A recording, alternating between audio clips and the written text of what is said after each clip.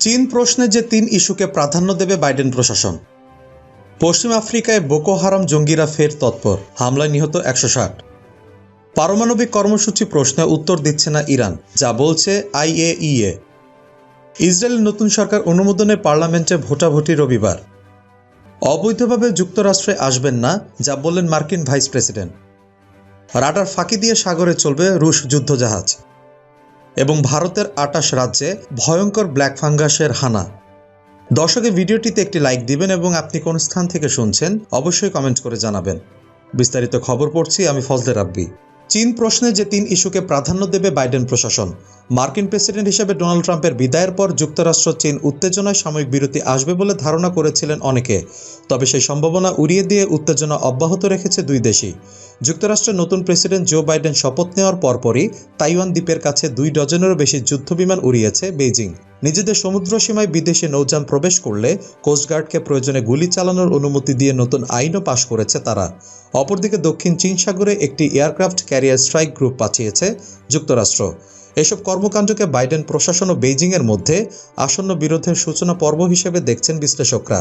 মার্কিন সংবাদ মাধ্যম সিএনএনের এক বিশ্লেষণে বলা হয়েছে, দক্ষিণ চীন সাগর, তাইওয়ান সংকট ও জাপান যুক্তরাষ্ট্রের মিত্রতায় ৩টি ইস্যুকে কেন্দ্র করে সামনে যুক্তরাষ্ট্র চীন বিরোধ আরও বাড়তে পারে। দক্ষিণ চীন সাগরে প্রায় ১৩ লাখ বর্গমাইল অঞ্চল নিজেদের বলে দাবি করে আসছে চীন। ২০১৪ সাল থেকে অঞ্চলে কৃত্রিম দ্বীপ তৈরি করে সেগুলোকে শক্তিশালী ক্ষেপণাস্ত্র সহ অন্যান্য যুদ্ধাস্ত্র ব্যবহারের জন্য উপযোগী করেছে Beijing. Philippines, Vietnam, Malaysia, Indonesia, Brunei ও তাইওয়ান সহ আরও অনেকেই অঞ্চলটির মালিকানা দাবি করে থাকে।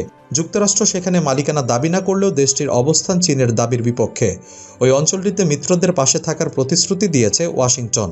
নিয়মিত সেখানে মার্কিন যুদ্ধজাহাজ এবং সামরিক বিমান পাঠানো হয়। সম্প্রতি ওই অঞ্চলে দুই দেশেরই সামরিক মহড়া বেড়েছে। বিশ্লেষকরা বলছেন, বাইডেন প্রশাসনের পক্ষ থেকে ওই অঞ্চলে মার্কিন সামরিক তৎপরতা কমানোর সম্ভাবনা কম।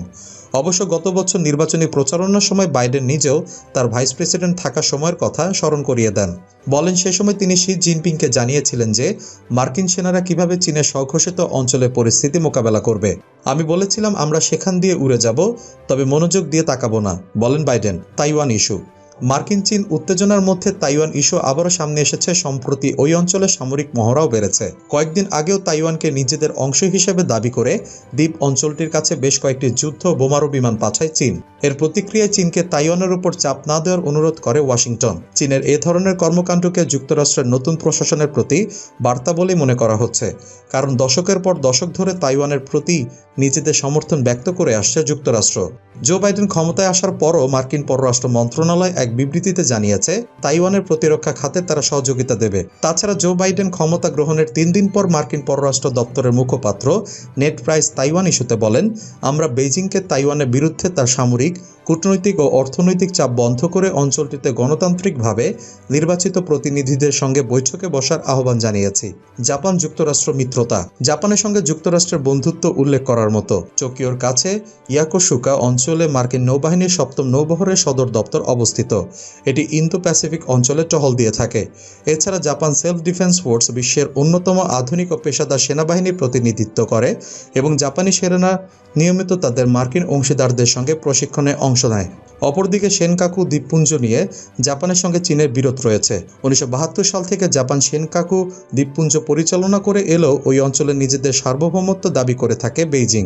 গত বছর চীন দ্বীপপুঞ্জের আশপাশে কোস্টগার্ড জাহাজ মোতায়েন করে, আর ওই দ্বীপপুঞ্জ নিয়ে জাপানের দাবির পক্ষে বারবার সমর্থন দিয়ে আসছে ওয়াশিংটন। নতুন প্রশাসনে সে সমর্থন জোরালোভাবে ব্যক্ত করেছে।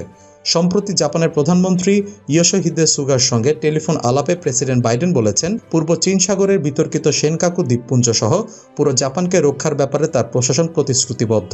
নতুন প্রতিরক্ষা মন্ত্রী লয়েড অস্টিনও জাপান প্রতিরক্ষা মন্ত্রীকে জানান, পূর্ব চীন সাগরের এই দ্বীপপুঞ্জ রক্ষায় মার্কিন জাপান নিরাপত্তা চুক্তি অনুসরণ করবে যুক্তরাষ্ট্র। ওই চুক্তি অনুসারে সেনকাকু দ্বীপপুঞ্জকে কেন্দ্র করে যদি জাপান কারোর সঙ্গে যুদ্ধে জড়িয়ে পড়ে, তবে ওয়াশিংটনও টোকিওর পক্ষে যুদ্ধ করবে।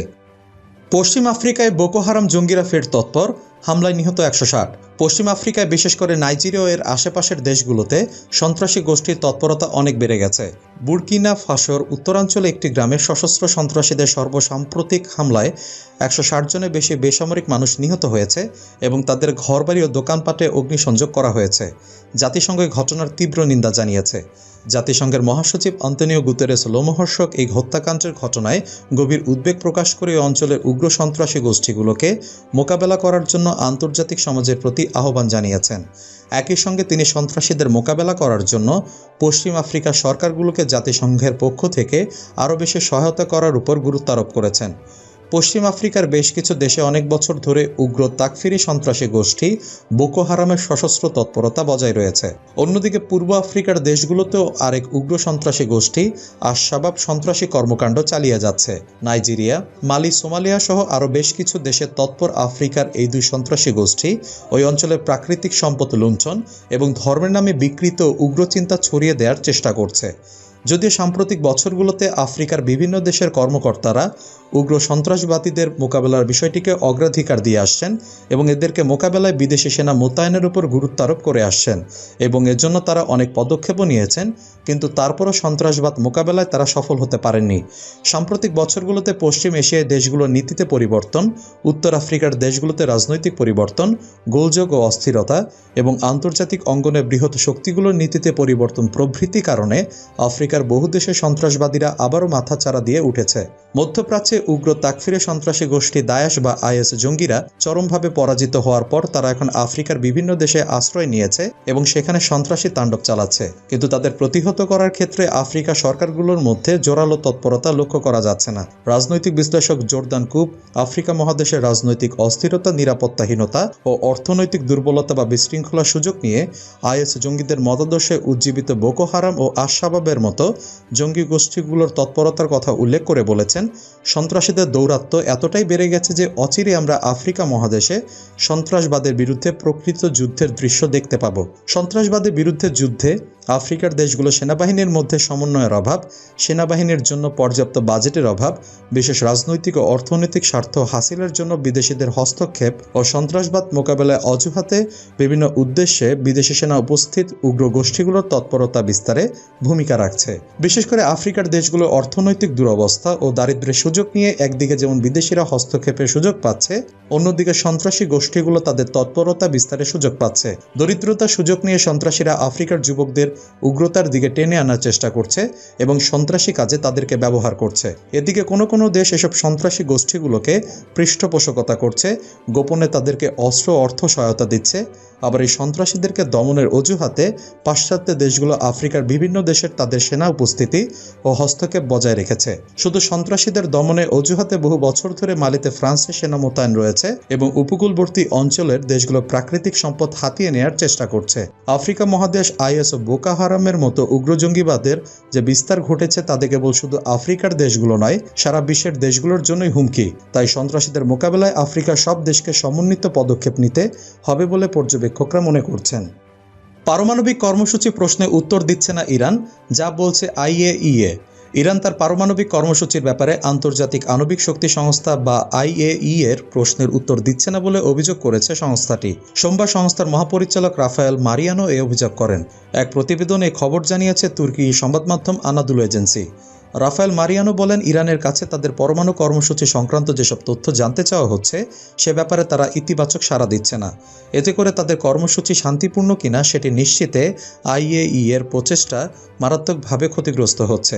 ভিয়েনায় আইএইএ এর বোর্ড অব গভর্নর্সের বৈঠকে দেওয়া ভাষণে রাফায়েল মারিয়ানো বলেন, ইরানের কাছ থেকে সঠিক তথ্য উপাত্ত পাওয়ার ক্ষেত্রে ঘাটতি রয়েছে। তিনি বলেন, ইরানের 4টি অঘোষিত স্থানে পরমাণু স্থাপনা রয়েছে যেখানে আইএইএ কে ঢুকতে দেওয়া হচ্ছে না। এগুলোর মধ্যে 3টির ব্যাপারে তারা নতুন কোনো তথ্য সরবরাহ করছে না। চতুর্থটির ব্যাপারে তারা কোনো প্রামাণ্য দলিল ছাড়াই লিখিত বিবৃতি দিয়েছে। এদিকে ভিয়েনায় আন্তর্জাতিক সংস্থাগুলোকে নিযুক্ত ইরানের প্রতিনিধি কাজেম গরিবাবাদী বলেছেন, তারা দেশের বিষয়ে আইএইএ সম্প্রতি যে অগঠনমূলক অবস্থান নিয়েছে তাই সংস্থা এবং ইরানের মধ্যকার যোগাযোগকে অচল অবস্থার মধ্যে ফেলে দিতে পারে। এ খবর জানিয়েছে আনাদুলু এজেন্সি। ইসরায়েলের নতুন সরকার অনুমোদনে পার্লামেন্টে ভোটাভুটি রবিবার। ইসরায়েলের প্রধানমন্ত্রী বেনিয়ামিন নেতানিয়াহুকে সরিয়ে শিগগিরই নতুন সরকারের অনুমোদন দিতে যাচ্ছে দেশটির পার্লামেন্ট। মঙ্গলবার স্পিকার ইয়ারিফ লেভিন জানিয়েছেন, আগামী 13ই জুন রবিবার পার্লামেন্টে এই বিষয়ে ভোটাভুটি অনুষ্ঠিত হবে। এক প্রতিবেদনে খবর জানিয়েছে যুক্তরাজ্য ভিত্তিক সংবাদ মাধ্যম রয়টার্স। নেতানিয়াহু সাবেক মিত্র জাতীয়তাবাদী রাজনীতিক নাফতালি বেনেতি হতে যাচ্ছেন সম্ভাব্য পরবর্তী প্রধানমন্ত্রী।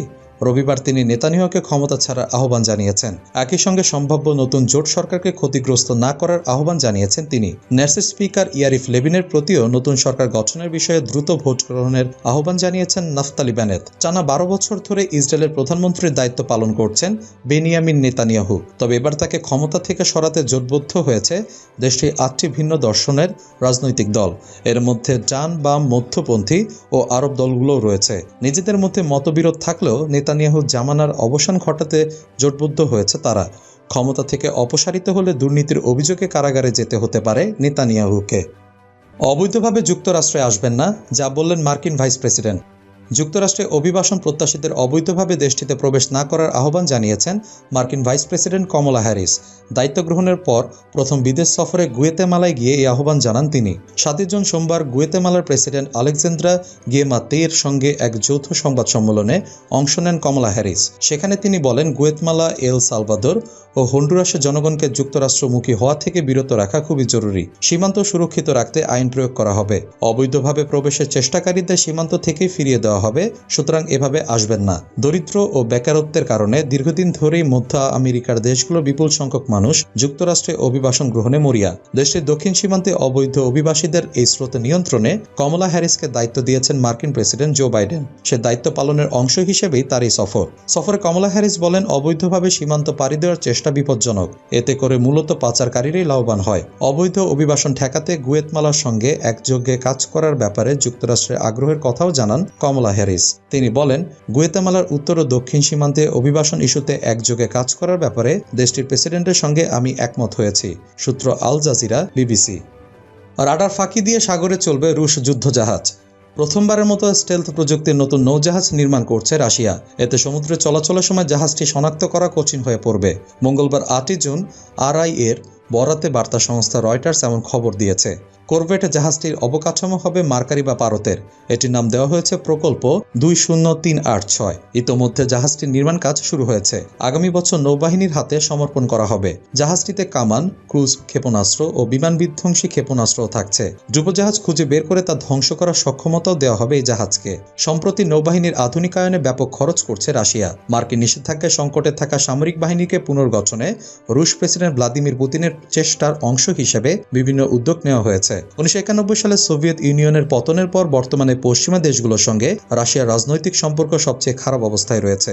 রাশিয়া ইদানিং নৌজাহাজে রাডার শোষণকারী আবরণের মতো স্টেলথ প্রযুক্তি ব্যবহার করছে, যদিও আগের জাহাজগুলোতে কখনো পরিপূর্ণ স্টেলথ প্রযুক্তি ব্যবহার করা হয়নি। মার্কারি বা পারদের জাহাজে রাডার শোষণকারী আবরণ থাকে। এছাড়া বিশেষ গঠনের কারণে উপরিভাগে প্রসারণ ও ফাটলের সংখ্যাও কমে আসে। জাহাজটিতে যৌগিক উপাদান ও বিশেষ রং ব্যবহার করা হবে।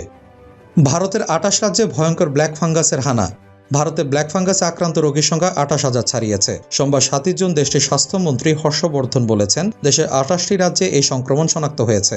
এখন পর্যন্ত আমরা 28,252 জনের ব্ল্যাক ফাঙ্গাস সংক্রমণ শনাক্ত করেছি। তিনি জানান, ব্ল্যাক ফাঙ্গাসে আক্রান্তদের মধ্যে 24,370 জনের করোনা সংক্রমিত হওয়ার রেকর্ড আছে। এছাড়া 62.3% বা 17,601 জনের ডায়াবেটিস। ব্ল্যাক ফাঙ্গাসে আক্রান্ত রোগী পাওয়া গেছে দেশটির পশ্চিমাঞ্চলীয় রাজ্য মহারাষ্ট্রে। এই রাজ্যে এখন পর্যন্ত 5,486 জনের ব্ল্যাক ফাঙ্গাস শনাক্ত হয়েছে। এরপরে 5,486 জন ব্ল্যাক ফাঙ্গাস রোগী আছে গুজরাটে। এর পাশাপাশি মধ্যপ্রদেশ, উত্তরপ্রদেশ, রাজস্থান, হরিয়ানা, কর্ণাটক, দিল্লি ও অন্ধ্রপ্রদেশে বেশি সংখ্যক রোগী পাওয়া গেছে বলে জানিয়েছে হর্ষবর্ধন। গত 24 ঘন্টায় ভারতে 86,498 জনের শরীরে মহামারী করোনা ভাইরাস শনাক্ত হয়েছে। ভারতীয় সংবাদ মাধ্যম NDTV জানিয়েছে, আক্রান্তের হার গত 66 দিনের মধ্যে সর্বনিম্ন। আর এই নিয়ে টানা 63 দিন পর দেশটিতে দৈনিক সংক্রমণ 1 লাখের নিচে নামল।